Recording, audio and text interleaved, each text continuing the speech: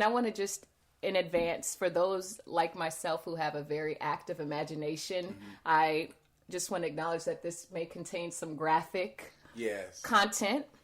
So please, if you have a child in earshot, it may not be the best time to listen to this conversation. Hello, world. You're listening to Feel Good, the podcast. I'm your host, Malika Lee. And today's topic, we're talking about forgiveness. My guest today basically has probably forgiven one of the most difficult things there is to forgive. So I thought I would have him here to have a wonderful conversation that you all can be witness to share about his personal experience with forgiveness. And that guest today is Maurice Aytch. Welcome. Oh, thank you for having me. Thank you for having me. Thank you for being here. Oh, yeah. It's always wonderful. It's always wonderful. Oh, thank you. Say that again. It's always wonderful. I feel the same way. Okay. I feel the same way. And let's just get right into it. So, will you share with our listeners what was the experience that you had to forgive? Pretty much being shot, being murdered, if you would say. Right. Attempted murder. Attempted murder. Mm-hmm. Yeah. Just the whole, basically, that whole thing. That's a tough thing. Like someone harming your kids and someone threatening your own life. Yeah. You know, the stakes are pretty high, and sometimes we find it hard to forgive someone who cuts us off in traffic. Right. You know, exactly. let alone something of that magnitude. So do you mind just walking us through like what happened that day? Or that evening when it happened? That evening, so it was in Seattle, Washington, Georgetown. I was going to the Magic Wheels. It's kind of like an after hours. Okay. And it's not like the best after hours. It's not like the best place to be, but I was just going down there on a Halloween night just to hang out for a little bit, you know. And I really more or less celebrate. I mean, things were going good, everything, and I was just like really in the party mood. And I was like, yo, let me just go down here and hang out. Mm-hmm. So I pull up to the Magic Wheels, and I probably it was like a crazy driver in front of me, and I remember saying, man, this person can't drive, but I wasn't gonna park there. But I was like, I'm gonna park right. I was gonna park. So I'm sitting in my car, and then bullets are flying through my windshield. So was there some honking or exchange between when you were like, this person can't drive, to the bullets? There was a little honking, and I remember rolling the window down, and a girl some white girl walked to the side of the window. She was saying something. To your window or the car in front of you? Window. Mm-hmm. To my window. I think she was the driver of that car. Mm-hmm. And so she was saying something, but I don't know if we were arguing.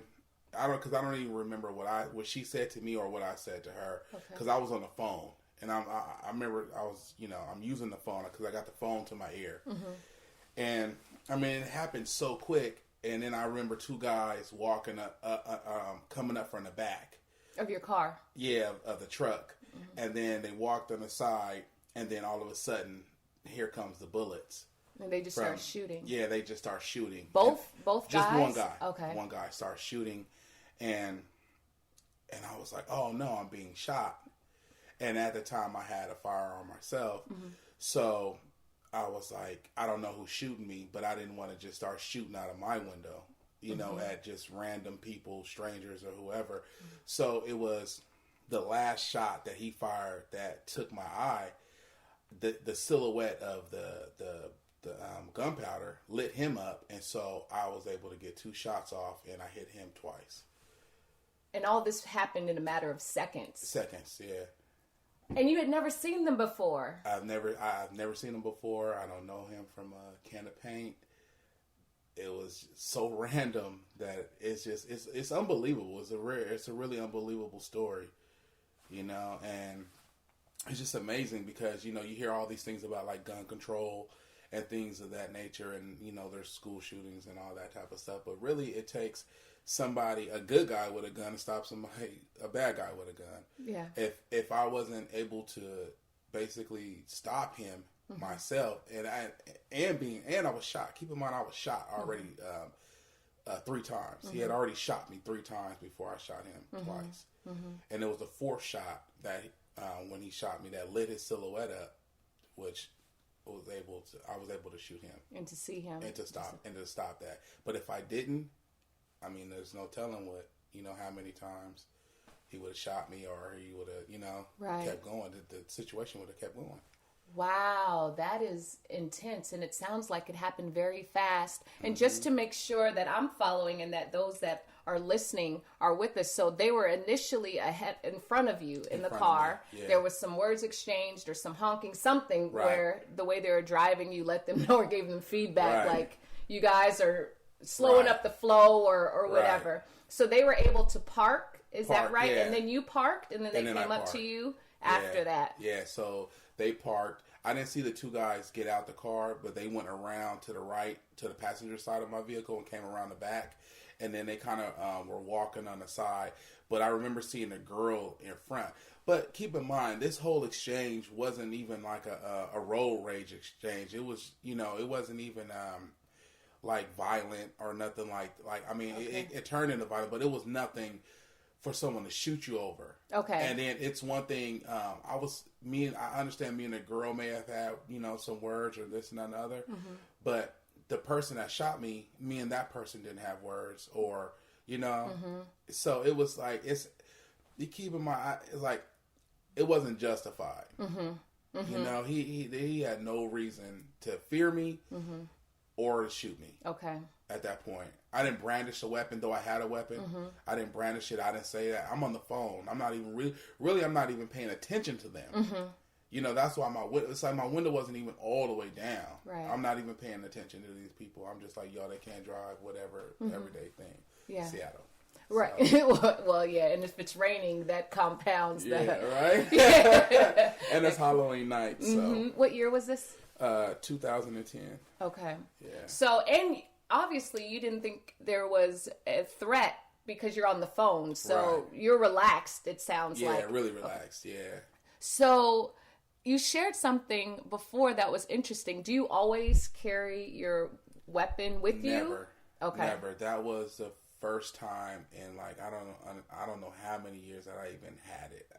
And it's such a strange coincidence on why I even had it. It's like I had went to a party before then, and it was in a neighborhood where it was like, oh man, I remember being a kid, like, this is a bad neighborhood, so I was like, man, let me just take it. And I don't even know why, what made me even take it then, because the party was like a friend of mine, it was a great party, great gathering, I left, and really, I just forgot to put it up when I left to go to the after hours, because I wouldn't even, if I would have remembered to put it away, I wouldn't even took it, but I just had it on me. It was pure coincidence, and I never take it. It was, never take it, Yeah.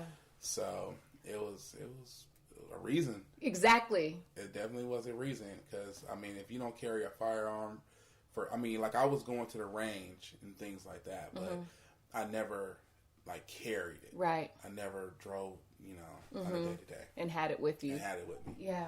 So then what happened immediately after that? So you got shot, you were able to return fire, which stopped this. And then what happened?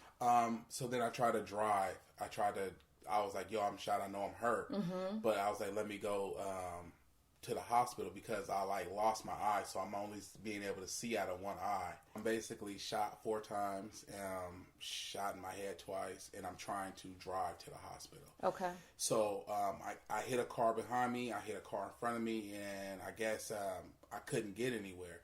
So my sister's friend saw me. He recognized me down there, and by a guy named Cheese, and he passed away. And I didn't even know who he was until recently, basically till he passed away.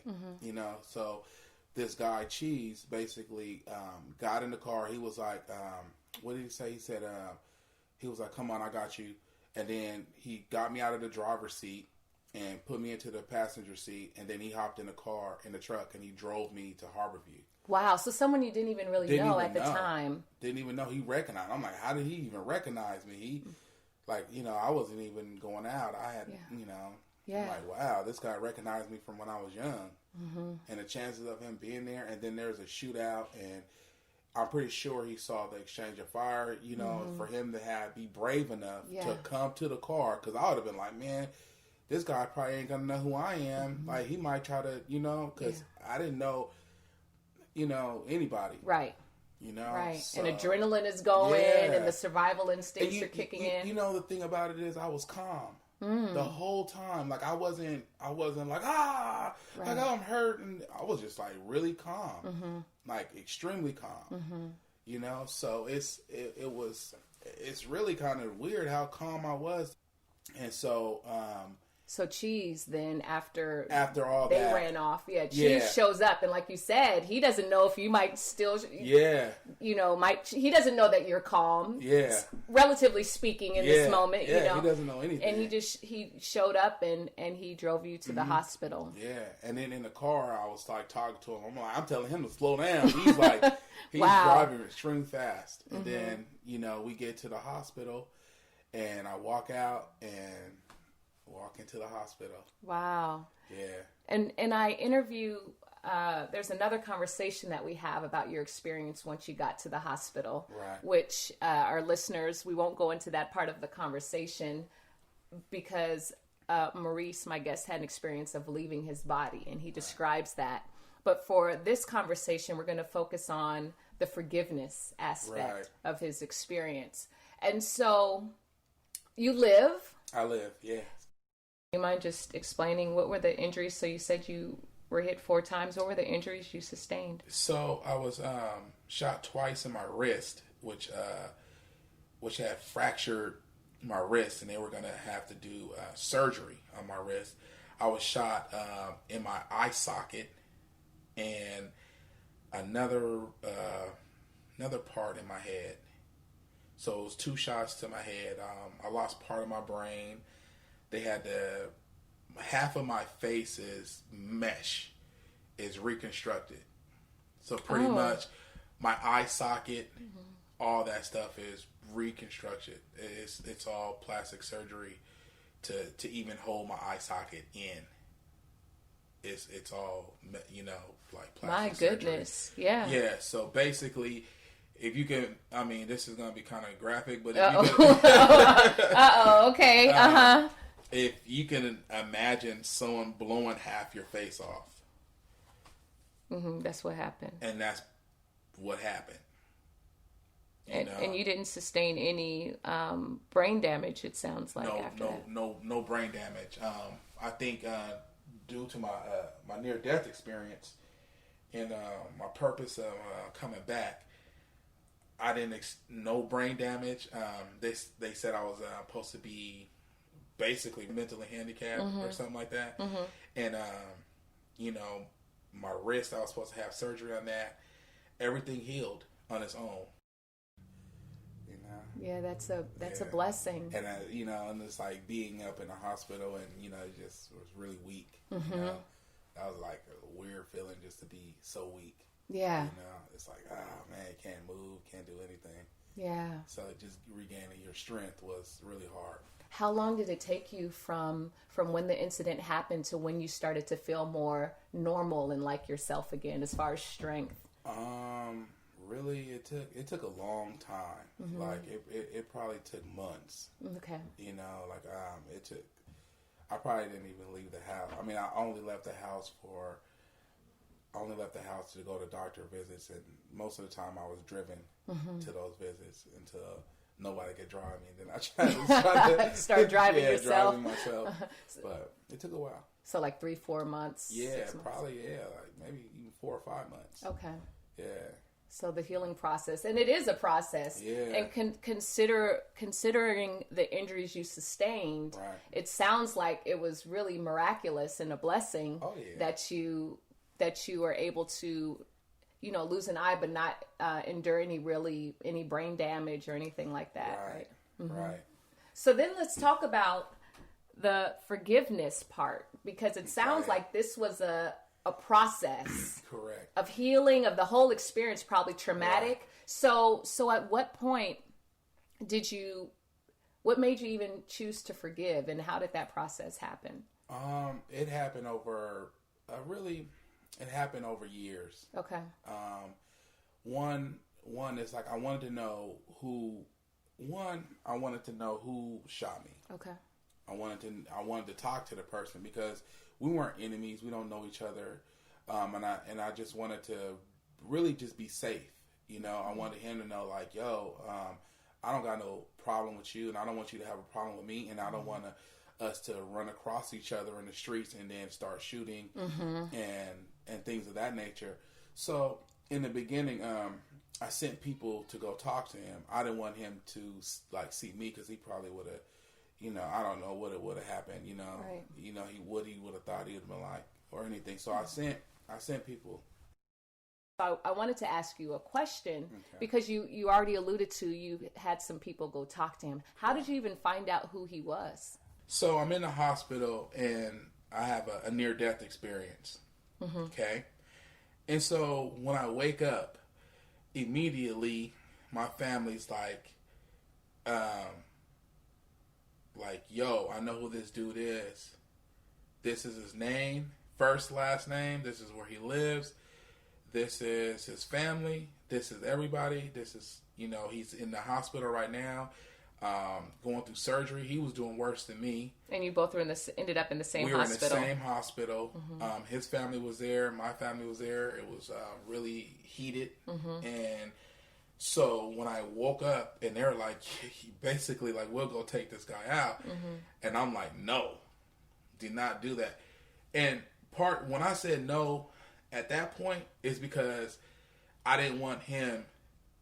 I feel like he doesn't deserve to go to heaven. And that's the first thought when I woke up, because that's what was presented to me. The first thing that was presented to me when I'm like, yo, what's up? And I got, you know, my people there. You know? And so I was like, no way. He don't deserve that. You know what I'm saying? I don't care about anything, but I'm not gonna murder him. I don't care if it's by you guys' hands or anything like that. You know, so that's not gonna happen. Right. And so then also I was like, you know, later it was, you know, I was still upset. You know, going through the motions, and later I just want to back up for just a moment. How did they find out who this guy was? Primarily the police. Okay.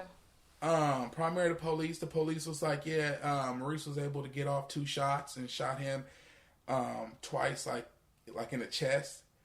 And you know, he's upstairs, and you know. Oh, they told you all. Yeah. Interesting. So they told my family. They slipped up and told my family, but you know, the police don't care about black on black crime.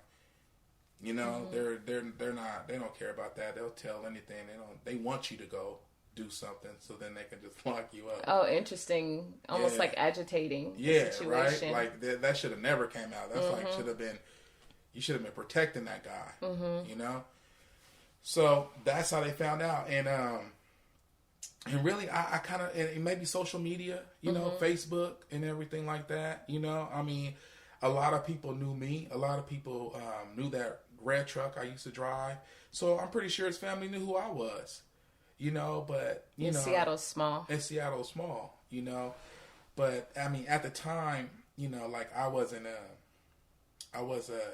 was really tough, you know, because even though I had my near-death experience, I was angry. I was mad, man. I was like, yo, you know, this dude shot me. I'm like, I felt like I was at my own funeral, laying up in that hospital bed.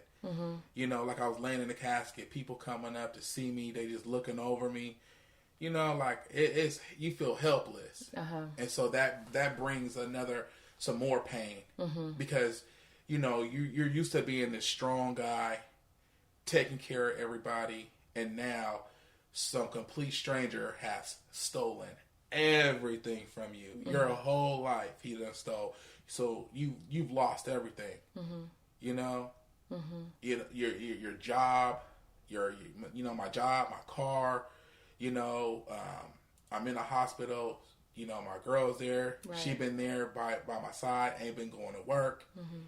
You know, like, hey, I found some money, so I paid, some bills with it, woo-de-woo. But now it's like, you're thinking like, what am I gonna have when I get out of here? Right, because how long was your healing process? So I mean, I was in the hospital like 3 weeks, but at the time I thought that at the time I really, in a way, I didn't know.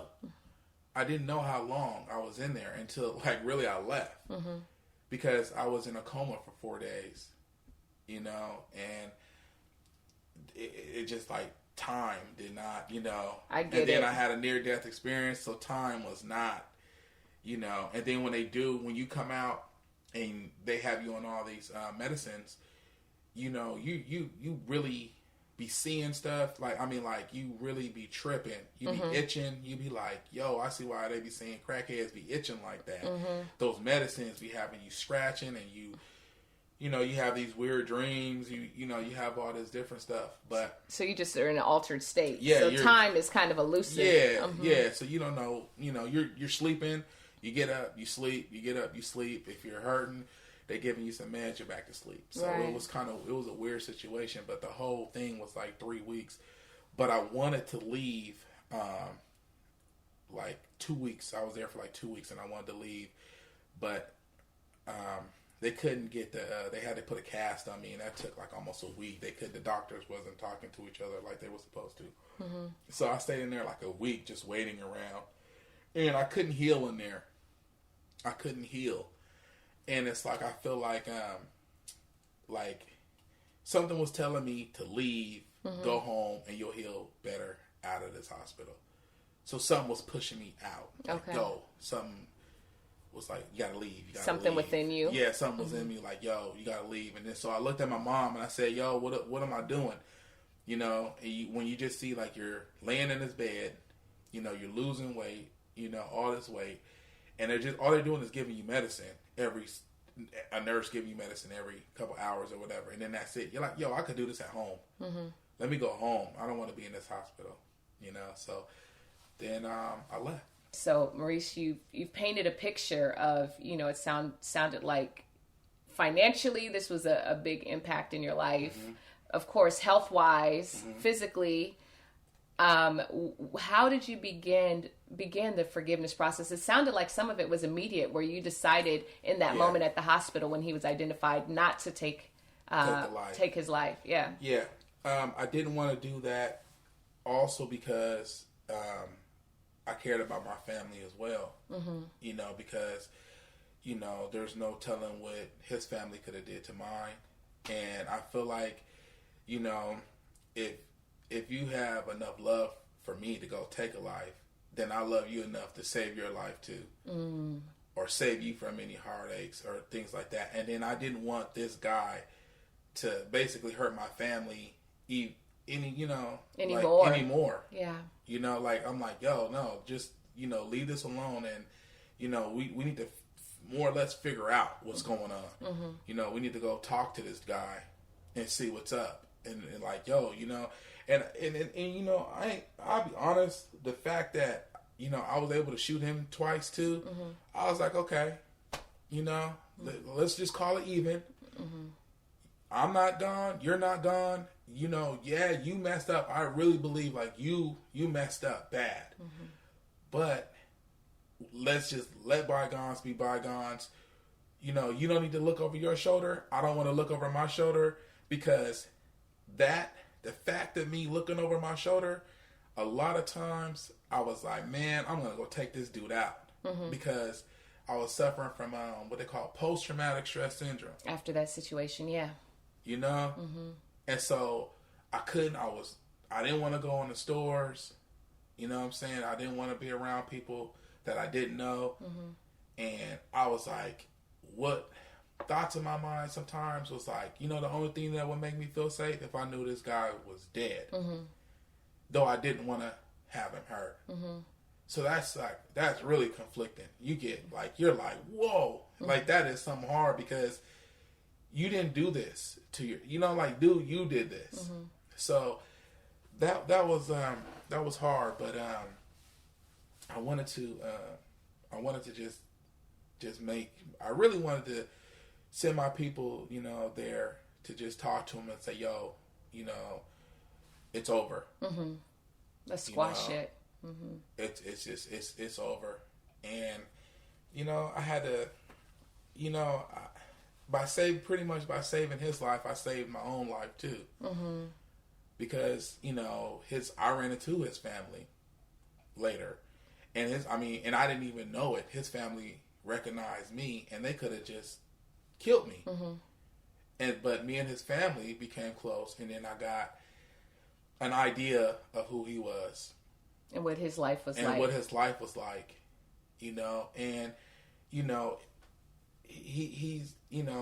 he's messed up. Mm-hmm. This is not a cool person.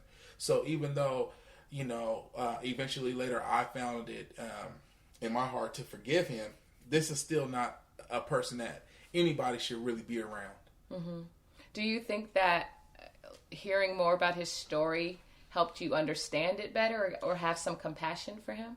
Yeah, because he at the time he was on a lot of drugs, mm-hmm. and at the time, his mental state probably wasn't there, and he probably was just showing out because this guy was younger than me, so he was just like what they call a young Thundercat, mm-hmm. and he probably was just trying to show out mm-hmm. and thinking like, yo, because people with guns, they just sometimes they just be shooting people and they don't even know mm-hmm. till they crying like on their first 48, mm-hmm. So finding out, I was like, man, this guy's like, he's kind of messed up. Mm-hmm. But but then I'm thinking like, you can't be taking my life because people love me. You know what I'm saying? So that ain't cool. Yeah. But it did help me. Mm-hmm. And at one part I was like, man, that's good. I'm glad because you hurt me. You mm-hmm. shot me. You know what I'm saying? Man, I'm going through all this. Like at one point I was.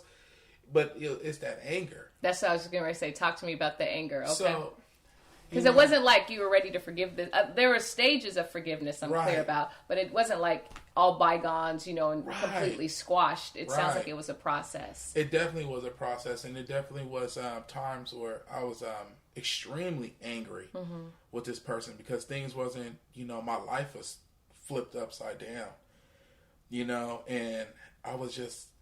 I was just like, I couldn't move on. So it's like what this person did, this person trying to take my life, this complete stranger trying to take my life, I couldn't pick up, I couldn't, me losing my eye, I couldn't go back into the same field, mm-hmm. That I was in.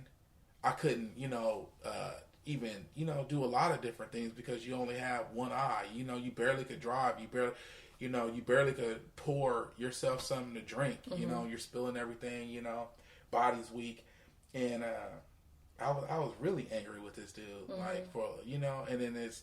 How did the anger? Would you think about it and replay it, especially with the PTSD? Yeah. Did you replay it and think about it all the time? It's like I always kind of replayed it, and at times I had nightmares. Mm-hmm. And then you always thinking. People are trying to get you and you're paranoid. Mm-hmm. You're always looking around like that's one of the things I noticed I stopped doing, even though I like to observe my surroundings. Right. But then you would probably been like, man, is this guy on something? Why is he always just looking around, mm-hmm. just like, peeping stuff? And I started like stopping people from getting close to me, like walking up to me. Because of that, like, I will stop someone like 10 feet, 15 feet. Like, hey, especially if you're a stranger. Mm-hmm. Like, what's up? What do you want? Like, a lot of people would be like, hey, you want some change? Mm-hmm. I mean, not want some change. You got some change. Like, dang, times are really hard. They're walking up to you. No, not like that. But, like, people ask you for change right. or, ask directions or something. I'll be like, yo, what's up? What's up? Mm-hmm. What's happening? Oh, no, okay, no. I ain't got mm-hmm. nothing for you. Mm-hmm. So it's that type of stuff that had me, really on edge. Right.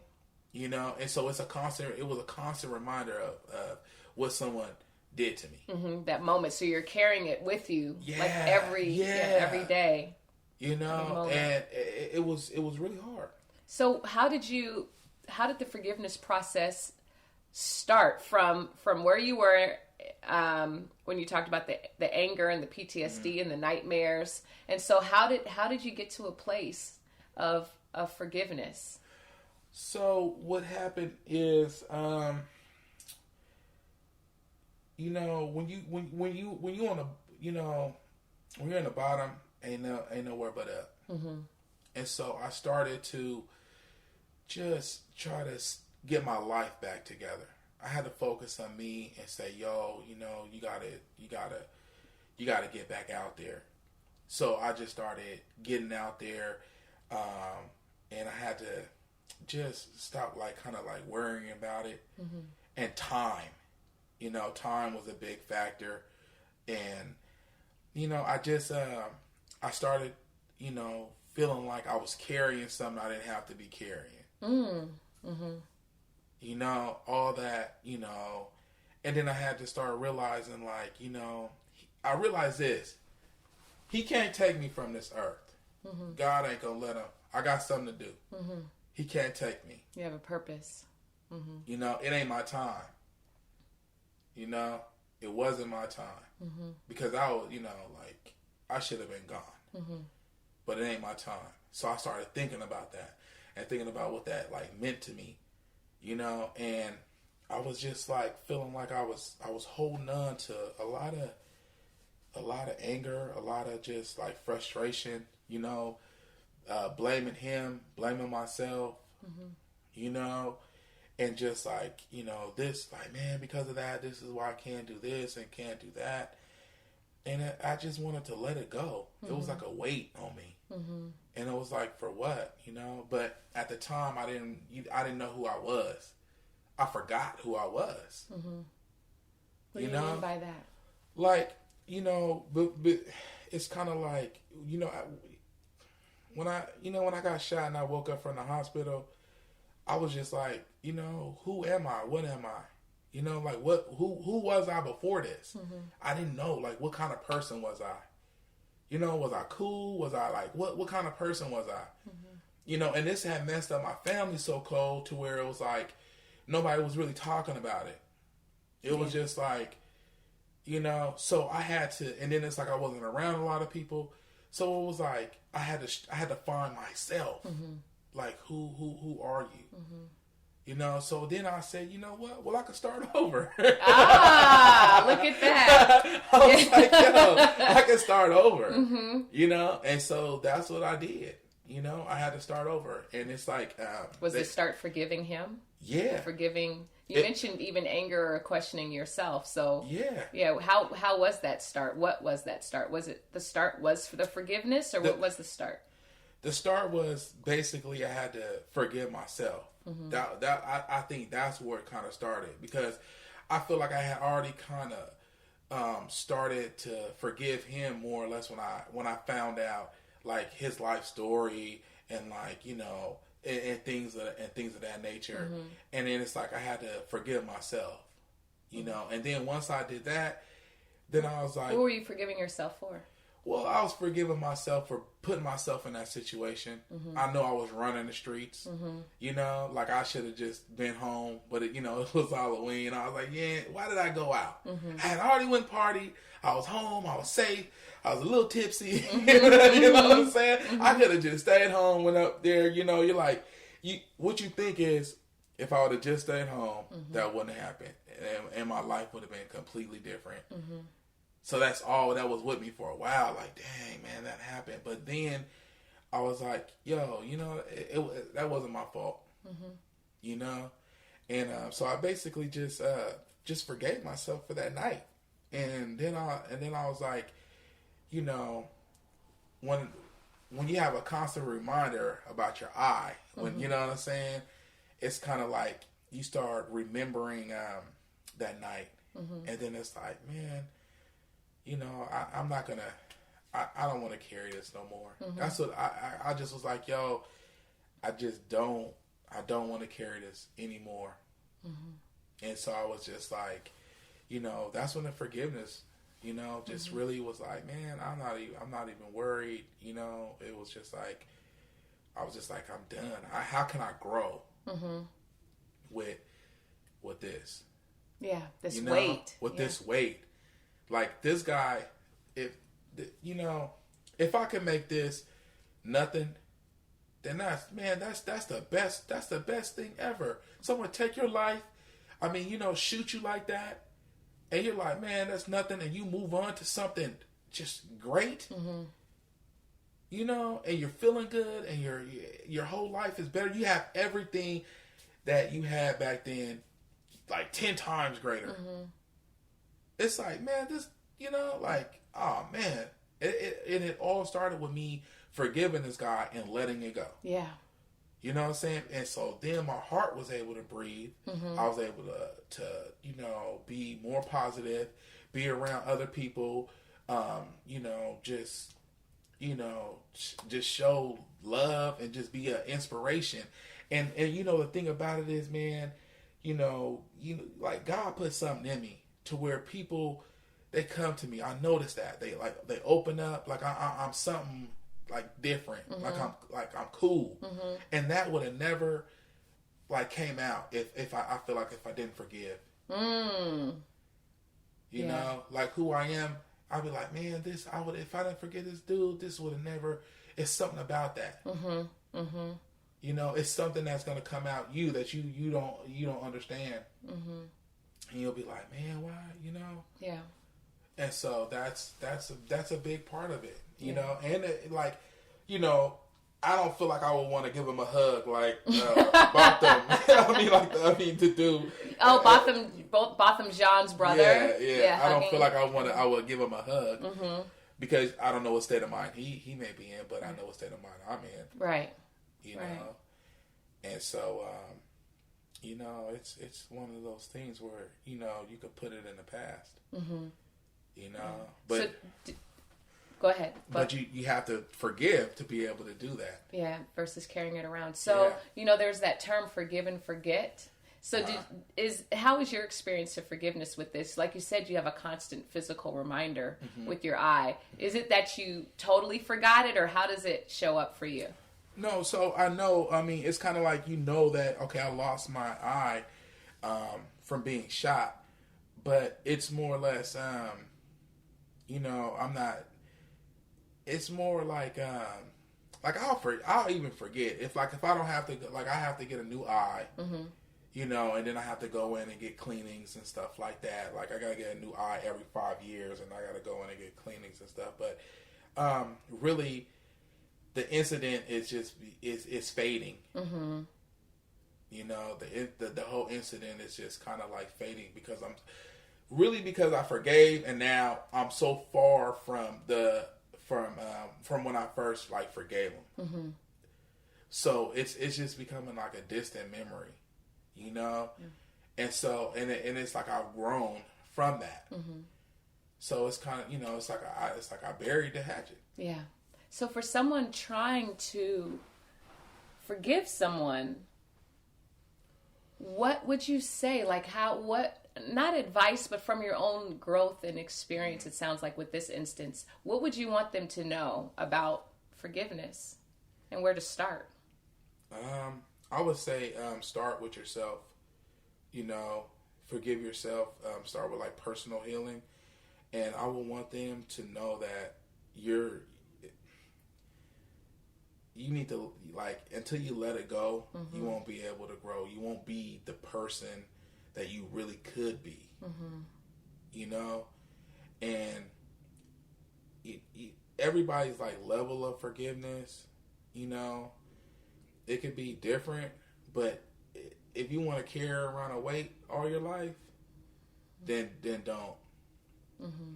you know, if you want to let that go, let that weight go and fly, then just forgive, just let it go. And you know, man, God always, what they say, vengeance is the Lord. Mm-hmm. For real, man. Vengeance is the Lord's. Mm-hmm. You know, because I wanted something done to that dude, and then I found out that he went to jail. Mm-hmm. You know, and I was happy. Mm-hmm. I was like, good. He's off the street. You know, he's in jail. Cool. Mm-hmm. And you didn't have to do anything. And I didn't have to do nothing. Yeah. You know, and I'm like, good. That's good. Mm-hmm. You know, and I just like, I'm like, you know, that's, you know, his life is probably messed up. Mm-hmm. You know, but it's like I can't be concerned with that because I want to be positive. I want to be, you know, I want to grow even more. Yeah. You know, and it's like I had a son. Mm-hmm. You know, so it's kind of like I want to be focused on that. Mm-hmm. And the goodness that's in your life now. And it's you know, that's what I want to be. Mm-hmm. You know, and I want to be able to teach my son, you know, to forgive because there's gonna be maybe some time in his life where he's like, oh, you know, heck no, I'm not, you know, and I can set him down and be like, look, son, this is what happened to me, and maybe help him. Yeah, yeah. You know, forgiveness is a powerful thing. Yeah. Because sometimes it can be misunderstood as a form of weakness. Yeah. You know, he has this big definitely. Kool-Aid smile right now when I say that. Yeah. What would you say to someone who thinks forgiveness is a form of weakness? I would say it's the complete opposite. You know, it's the complete opposite, man. You know, to be, you know, you know, anybody could do something to anybody, but it takes a strong person to refrain from taking somebody's life, from hurting somebody, from doing something dangerous. You know, like you know, you're stronger for that. You know, and then I mean it'll keep the other person guessing too. Like hold up, you know what I'm saying? Like, yeah. But you know, you'll feel better. You'll feel stronger. Yeah. You know, and it's like if you don't find it in your heart to forgive, you're gonna be dealing with some anger, and that's the part that's gonna destroy you.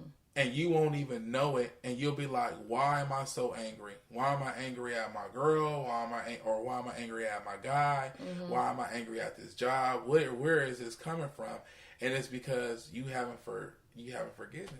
Yeah, and so it's really about you in the sense of like forgiveness it sounds like one of the most loving things that you're able to do for yourself to set yourself free. And sometimes, you know, it's reminding me of how people will say, well, I'll only forgive them if they apologize or that if they show that they're really sorry, you know? And what you've demonstrated and what I've experienced in my own life is like, as soon as we set up these conditions of how somebody has to apologize and have to grovel and come 3 times, then we've still given our power away to this other person. And how it can be such a powerful choice. Yeah. Just to say, okay, I'm going to just let this go and forgive. Yeah, and it's a good thing because, you know, his family calls me family. Which is like weird. And the funny thing is, like, you know, like they don't even bring it up.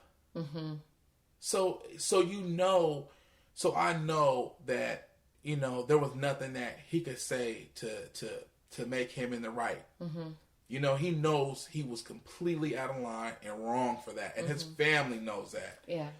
And so his family looks at me with respect. You know, so how can you feel weak? You know, how can you feel weak? Yeah. You know, like, they're like, man, this guy's, you know, why would my cousin, man, I like this dude. Why would my cousin do something like, they're probably mad at their own family. Like, man, you gotta, no. You shot Mo. That guy's cool as all get outdoors. Why would you do something like that? And that's another thing too. I was like, what could this guy possibly say to his people to even want to hurt me? You know, like, what could you say? Yeah. You know, so it's kind of like it was one of those things. Because I know they probably had to say, well, why would you do something like that? Once they got to know you. Once they got to know me, like, why, you know, like, hold on. And then it's like, but even in the beginning, it's like your life wasn't in danger. You shot that man first, and he shot you back, and self-defense of his own life. So what can you say? You know, like what can you say? Yeah. You know, but you know, I was like, I let like all that go, you know, because I knew that anger. Yeah. And a lot of people won't recognize it. They'll be like, man, you know, I ain't gonna forgive. You know, they hold that grudge, and it's just anger, and you can't walk around with that. Yeah. Because it'll creep up on you, and you don't even know it. And other people will see it. Yeah. You know, they'll be like, man, this guy, you know, may be walking around like he's hard or da da da, but you know, he's under a lot of stress, a lot of, you know. Right. And hurt is coming to mind. Yeah. Hurt. Yeah. And anger. Yeah. You know, because, you know, when somebody takes everything from you, then you're in a position where you can't support yourself, support your family, and stuff like that. Then you're pissed. You're like, man, why would you do something like that? Then it's like, man, you know, so now you done took everything. Now I got to be homeless, or I got to be jobless, and then the state, you know, all this piles up. Yeah. Then you're pissed. You know? So when you're pissed off, and then you got family that care about you, and they say, hey, I'll go take this dude out. Whoa. All it takes is a go ahead. You know what I'm saying? Something simple. Okay. Well, here's where he lives. Here's where his people live. I got everything. Right. So that's the thing. Like, a lot of people, that's the thing about forgiveness. You know, some people won't have that opportunity. Like, some people, things happen and to them or their family, and that person's in jail and they can't touch them, or this and that, or this and that and the other. But when you have the opportunity to touch that person and you don't, man, that, you know, that makes me feel good. Like, yo, you know, like, if this was some type of test, I hope I get another invite to the glory place. You know what I'm saying? To the upper room. You know what I'm saying? Because I'm like, no, we're not doing it. You know? Yeah. So, but what shifted, and this will be like one of my last questions. Okay. Before I get to that, I do want to mention, in Psychology Today, there was an article that spoke about the physical benefits of forgiveness. And you mentioned about the anger and, you know, and the stress and lashing out at people sometimes and not knowing what it's connected to. And it says that forgiveness has been shown tangibly to elevate mood, enhance optimism, and guard against anger, stress, anxiety, and depression. And that carrying hurt or anger of an offense can lead the body to release stress hormones like adrenaline and cortisol, like adrenaline and cortisol. And so that's why forgiveness has been linked to providing health benefits, like lowering the risk of high blood pressure and heart problems. And so in a very tangible way, it sounds, and figuratively speaking, but it's like your choice to forgive in some ways saved your life again. Correct. And, you know, after that, like, I feel like my glass is half full. Okay. Instead of half empty. And that's how, like, I would basically describe it. Before, my glass was just empty. It wasn't even half, like, it wasn't even half empty. It was just completely empty. And now, you know, the glass is half full. You know, and it's like that. You're always in a positive state of mind. I noticed that after I really, like, let that go, like, I felt like the sky's the limit. And then, like, you're able to see all the doors that are opened up for you. You know, it's like, okay, I didn't get this, but now, you know, like, there were certain jobs that I wanted, and I was like, man, I want to get this, and I didn't get it, but now I'm somewhere where I like, and it's like, wow, I can't believe that. You know, like, that whole time when I was stressed about, man, I wanted to work with this, and, you know what I'm saying, but I couldn't do this because, you know, I got one eye. You know what I'm saying? Like, you don't want to be around nothing to take your other eye. You have to be, you know what I'm saying? You only got one spare tire, so you're not going to put put your spare tire on and do 70, 80 on the freeway, because then you're out. You know what I'm saying? You gotta be, So it was one of those things, Yeah. But you're just more positive. I'm more positive. Mm-hmm. And you just got a positive outlook for the future. When you are holding that anger and you feel like you can't forgive. I'm saying because you're saying you, yeah. So it's like when you were hurt. I was hurt and I had all that anger and I couldn't forgive, I couldn't see my future. Though I wanted to know who I was and though I wanted a future. And I couldn't have it until I did. Because you won't be able to see it. Mm-hmm. You won't know when you have it. Mm-hmm. Because you're just holding on. You're holding on to something that's, God probably already took care of. Yeah. And it's no, and you just let it go. And then your whole life will be opened up. That's really powerful. And I just want to share, I have a forgiveness practice as a part of my spiritual life. One of my paths is called A Course in Miracles, and it's basically all about choosing love, which is choosing the path of forgiveness. Mm-hmm. And I'm wondering, from your experience, was it a one and done, like one culminating moment of forgiveness, or have you experienced it as a process? I experienced it as a process. Mm-hmm. And it took some time because it just comes, things come differently, like because you gotta give yourself time to grow. Mm-hmm. And you have these emotions, and like I said, a lot of anger, a lot of ups and downs, and things like that, and you're dealing with post-traumatic stress. Mm. So it definitely was a process. Have you gotten upset within, let's say, the last 6 months when you get a reminder of something and then you have to forgive it again, or has that not come up? It hasn't even come up. Mm-hmm. It hasn't even come up. I think that around the time when I met his family and me and his family kind of got a little closer, mm-hmm. I feel like around that time, shortly after that, I just totally let it go. Because for one, I was like, if this person wanted to do something to me, mm-hmm. it would have been done. His family member. Yeah. Or his family member could have been like, he lived right here. Mm-hmm. It ain't like they didn't know where I live, and it's not, and I wasn't in hiding. Mm-hmm. I was not in hiding nowhere. I was still out there, still same red truck, fixed, of course, without the bullet, without the bullet holes. And you're okay driving it? Yeah. Okay. Yeah.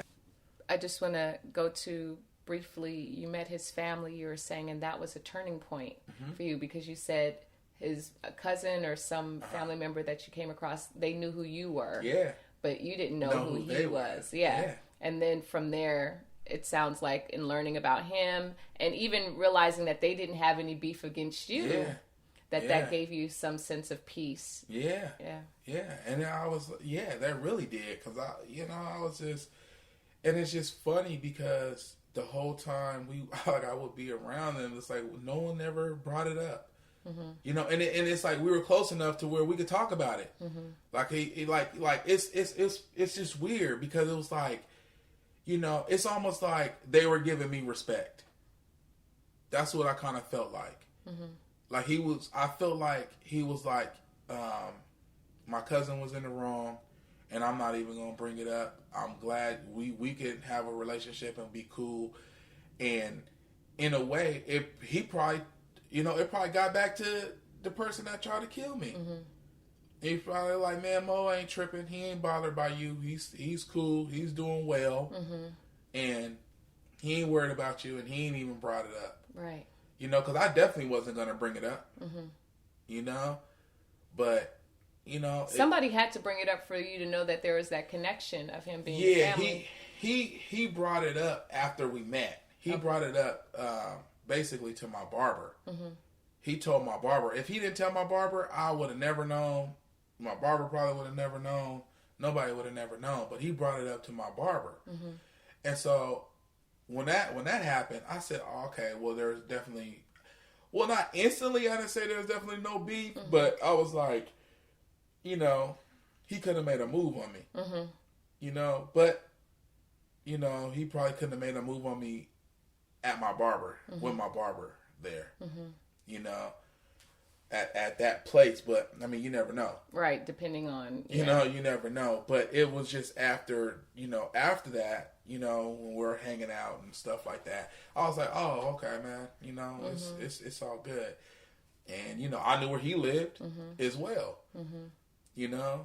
So it was, and then, I see his family and stuff like I said, Seattle's small. I see his family in certain spots, mm-hmm. Little bars and clubs and stuff like that.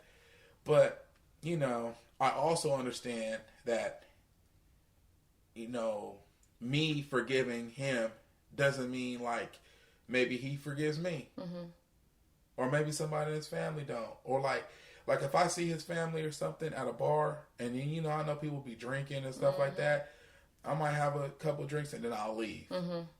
Because, I know that was an incident. Yeah. And I know, I don't want nobody smoking no 420 and, getting drunk and rehashing. You know what I'm saying? Right, just in case. Everybody, their process may not be done. Right, exactly. Everybody's at different places. Their forgiveness process may not be done.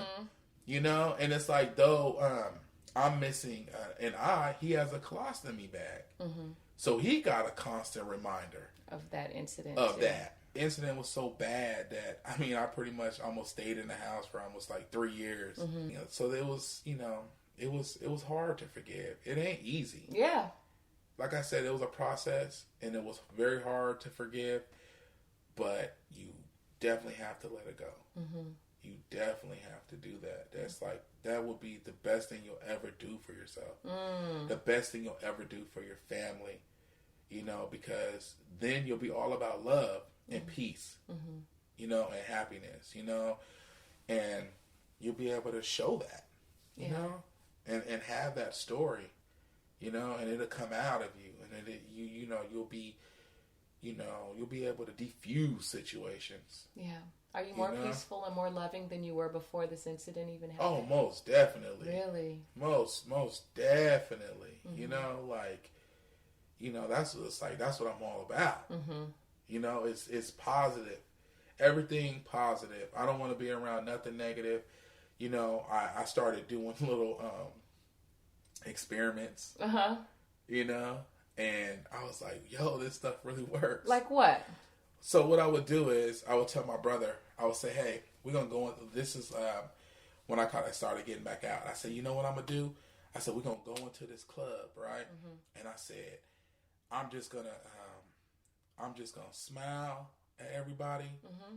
and I'm going to just be friendly, and I'm going to just, be cool. And then you see everybody relax. Because, like, I'm a big guy. Yeah. Right? Yes. So if I come in there with a mug, mm-hmm. everybody going to be like, oh, man, Suge Knight done came in the building. Yeah. But I notice when I come in, and if I'm happy and I'm being cool and everything, then everybody else starts to relax. And so I started doing little experiments like that. Mm-hmm. Going places and and bringing that atmosphere. Yeah. And then it works. Mm-hmm. It does. It works. It works. I do it at work every day. I said, man, these people gonna UA me. What UA me? Urine and out drug test. Oh, because you're too happy? Yeah. I was like, man, they're gonna give me a drug test. You know what I'm saying? But they don't know I'm happy off life. You know what I'm saying? I'm living. Mm-hmm. I got employment. Mm-hmm. I got a home. Mm-hmm. I got my son. Yeah. I'm like, what else is there? What else? So what? The car break, this happened. Who cares? Mm-hmm. You know what I'm saying? Everything's good. Yeah. Ain't no stress. Whatever happens is gonna happen. Mm-hmm. So, that helped, So I like that. That was different. you know? Yeah. Like I am different, but I'm a better different. It's a crazy world. It is. It is. But you know, you could be in it and be free, and that's how you get your freedom. Is you have to forgive. You want your freedom, or you want to be locked and chained? Do I want to be locked and chained to what happened on Halloween in 2010? Do I want to give that to my family? Do I want to give that to my son? That anger, hold that, and be like, oh man, just why your dad couldn't become anything because some jerk shot me back in, you know what I'm saying? And then my son be like, well, dad, what happened? Yeah. You know, or do I want to be like, yo, son, listen, you can forgive this dude for da-da-da because look what happened to me. You know, I went through this, whoop-de-whoop, and give him something to be like, man, if my dad could do it, you know? Yeah. You can flip it. Yeah. But that all starts with what? Forgiving. Forgiving yourself, forgiving the person, you know? And that's something big. That's a challenge. Yeah. You can be happy about that. You know? To say you forgive the person that tried to murder you, take your life, whoa! You don't get that too often. Yeah, that's true. You know? So that could be something you could be proud of. You know? Yeah. You could really be proud of that. You know, you don't have to be like, man, that was messed up. You know? And then I don't want my family doesn't think about that now. So now they're not sipping on some, you know, some good scotch and like, man, you know, having that anger because they felt it in me. Yeah. And they want to be like, man, I got your back. Because why? You always had my back. You always, you know, you my family, you was always good. I'm ready to ride. Yeah. That'd be the first people ready to ride is the people closest to you. So you don't want them hurt or no, you know, or anything. You know? So I was able to free all of us. You know? Yeah. Now they don't have that. Yeah. And his family either. And his family too. Yeah. So, just it's wild. That's powerful. Yeah, just that forgiveness, letting it go. You know, forgiving. You know, like man, that's really powerful. You know, and then it's not until you do that till you can see that. So it all comes together. Yeah, it all comes together. Then your life is so positive. You got things going on. You got, you know, everything opens up, and then it's like that was nothing. Then you're able that with that freedom, you're able to move yourself, move your spirit away from that. Then you don't even have that anymore. Now your glass is half full. Yeah. Now you got everything. Yeah. Now you can, you know, like you can appreciate what you have. You know. It reminds me when you're saying that about how. It's almost like, you know, when you're holding on to something, like physically, if you're using your hand and you're holding on to something, nothing else can come in to your hand because you're holding something else. And as soon as you let go and your hand is open, then something can come in. Yeah. Yeah. And then people will get that. They'll react to that vibe. You know, they'll want to be around you. They'll want to do business with you. You know, they'll want to be around. You know, no one wants to be around an angry, mean, crazy person. Right. You know, like, you know, that they feel like, and, you know, it's on the edge. And, you know, you'd be like, whoa, I don't want to be around this person. This person's, you know, or looking paranoid because they're suffering from post-traumatic stress syndrome. You know, no one wants to be around a person like that. Yeah. You know, so when you let it all go, and you forgive, then everyone will want to be around and be a part of, you know, whatever you're doing. Yeah. Well, I must say that you epitomize in what you just shared the whole intention and vision of Feel Good, the podcast. And that is, you did your own work. And, you know, in this world that seems so crazy, politically and otherwise, I was just like, we all collectively were like, things are jacked up. We want to do something. And what came to me during a meditation one day is if we all just keep our own porch clean, if we all just sweep our own porch, that's something we can do right now that's accessible. Yeah. And when I say clean your own porch, it's like doing your own emotional and healing work. And how that affects people in ways that we can't even imagine. And you demonstrated that with sharing how your choice of forgiveness not just healed you, and it wasn't just for you, but had a ripple effect to a son you didn't even know wasn't even a twinkle in your eye. You know what I mean? And your family and everything. And so I just want to thank you for trusting us to share your story today. And I want to thank you for your honesty and candor, and for generosity and modeling exactly the spirit of what this work is all about. That's right. And that's why I feel good. So this is perfect. You have been listening to Feel Good, the podcast. I'm your host, Malika Lee. My guest today is Maurice Aytch, and we have been talking about the freedom of forgiveness. So thank you so much for listening. Please find me on Instagram at Ms. Malika Lee. We're available on iTunes as well as Stitcher and YouTube as well. Thank you so much for listening, and I hope this left you at least in a better place and feeling better than you were before you tuned into us today. Take good care, and until the next time, FEELGOOD.